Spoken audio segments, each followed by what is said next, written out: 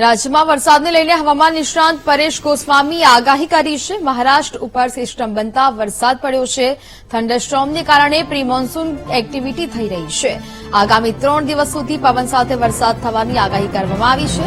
16 મે સુધી ગુજરાતમાં ભારે પવન સાથે વરસાદ થવાની શક્યતા છે। સૌરાષ્ટ્રમાં આવતીકાલે કેટલાક વિસ્તારમાં 1.5 ઇંચ જેટલો વરસાદ પડી શકે છે, જ્યારે કચ્છના કાંઠા વિસ્તારના તાલુકામાં 2 દિવસ વરસાદ થશે।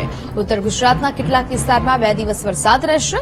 કમોસમી વરસાદ થવાને કારણે અડદ, મગ, તલ, મગફળી તેમજ બાગાયતી પાકને નુકસાનની સંભાવના છે।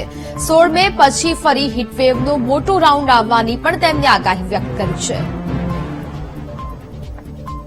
અત્યારે આ પ્રી મોન્સૂન એક્ટિવિટી થઈ રહી છે, પણ આ પ્રી મોન્સૂન એક્ટિવિટી છે એ થંડરસ્ટોર્મના ભાગરૂપે વરસી રહી છે। એટલે થંડરસ્ટોર્મના કારણે જ્યાં જ્યાં વરસાદ પડી રહ્યો છે ત્યાં ગાજવીજ અને પવનનું પ્રમાણ વધારે છે। હજુ પણ આવનારા 3 દિવસ સુધી એટલે કે આવતીકાલે 14, 15 અને 16 મે એ મે મહિનાની 14, 15 અને 16 મે આમ 3 દિવસ સુધી હજી રાજ્યની અંદર પવન સાથે અને ગાજવીજ સાથે વરસાદની શક્યતાઓ છે। જ્યાં વરસાદ પડે ત્યાં ભારે પવનની સ્પીડ જોવા મળે તેવી શક્યતાઓ છે। એટલે ખાસ કરીને દરેક ગુજરાતીઓએ સાવધાન રહેવાનું છે, કેમ કે આ તોફાની વરસાદ હશે અને આ વરસાદની અંદર જોવા જઈએ તો આવતીકાલે 14 અને પરમ દિવસે 15 તારીખ એમ 2 દિવસ સુધી હજી રાજ્યના અનેક વિસ્તારોને આવરી લેશે। જેમાં ખાસ કરીને સૌરાષ્ટ્રના ભાવનગર, બોટાદ, અમરેલી, ગીર સોમનાથ, જૂનાગઢ, રાજકોટ અને સુરેન્દ્રનગર આ વિસ્તારોની અંદર પણ વરસાદની શક્યતાઓ છે। એ સાથે પશ્ચિમ સૌરાષ્ટ્રના ભાગો છે, જેમાં દ્વારકા, જામનગર અને પોરબંદર જેવા વિસ્તારોમાં પણ વરસાદ પડી શકે છે।